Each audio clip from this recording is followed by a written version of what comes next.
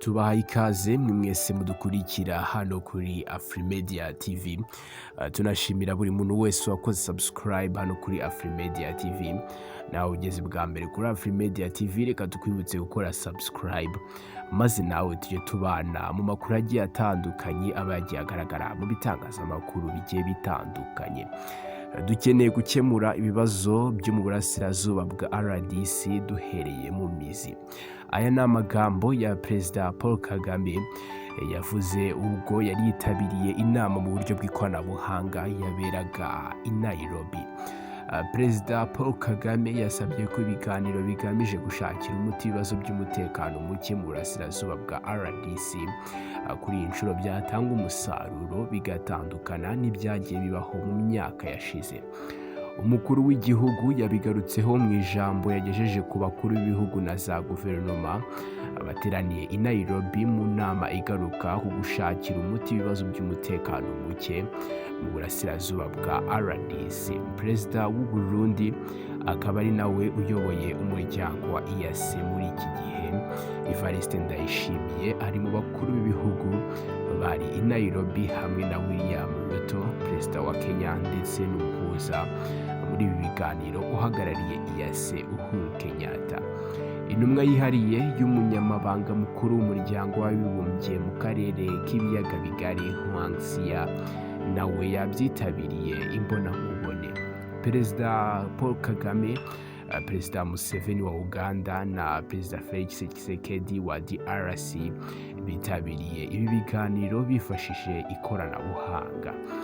Perezida Kagame yagize ati dukeneye gukemura burundu ibi bibazo by'umutekano muke mu burasirazuba bwa RDC duhereye mu mizi. Twishimiye ubushake bwihuse bwa EAC mu gushaka kugarura amahoro mu burasirazuba bwa RDC. U Rwanda rwiteguye gutanga umusanzu muri uru rugendo. Perezida Kagame yavuze ko habayeho kunanirwa gushyira mu bikorwa amasezerano menshi yagiye yemeranywaho mu biganiro na RDC mu myaka ishize, avuga ko yizeye ko ubu izi ngufu zizatanga umusaruro mwiza.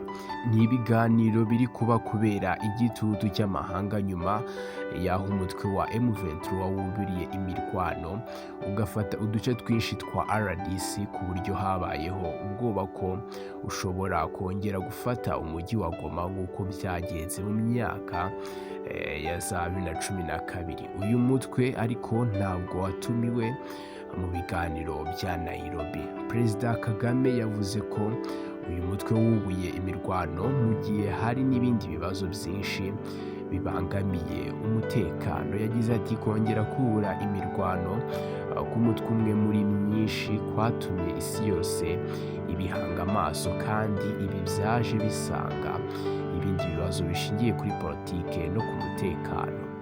Muri RDC habarirwa imitwe yitwaje intwaro irenga 130, gusa yose ntikunda kuvugwa, havugwa cyane umutwe wa M23.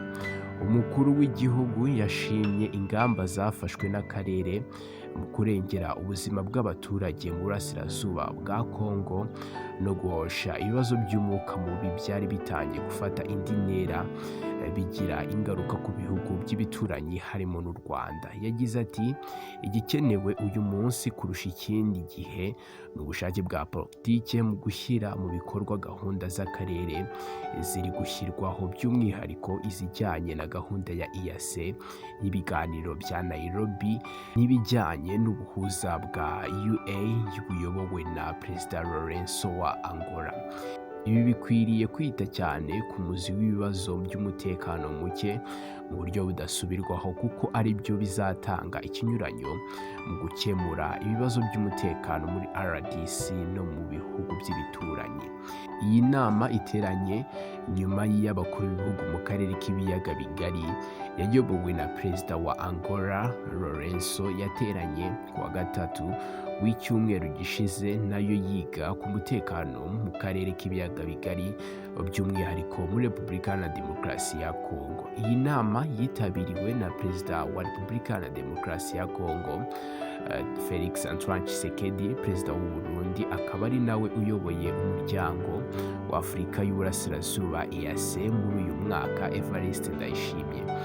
Hari kandi umuhuza mu biganiro by'amahoro bireba igihugu cya DRC, Uhuru Kenyatta, wahoze ayoboye Kenya, na Minisitiri w'Ububanyi n'Amahanga w'u Rwanda Dr Vincent Biruta, uhagarariye Perezida wa Repubulika Paul Kagame. Mu myanzuro yafatiwe muri iyi nama harimo ko umutwe wa M23 ugomba kuva mu bice byose wafashe ugasubira aho wateye uturuka mu mbago z'ikirunga cya Sabyinyo ku ruhande rwa Kongo hagenzurwa na FARDC, mu gihe hakirimo kwiga uko M23 yakwamburwa intwaro.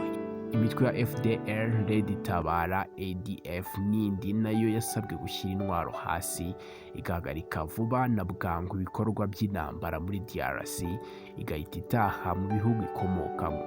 Ibi bifashijwe n'ingabo za MONUSCO zifatanyije n'iza EAC. Inama yanzuye ko ingabo zijya kugarura amahoro mu ntara za Kivu zombi zigomba gukomeza koherezwayo, kandi hagashakwa uburyo ibiganiro bitsura umubano hagati y'u Rwanda na DRC byasubukurwa.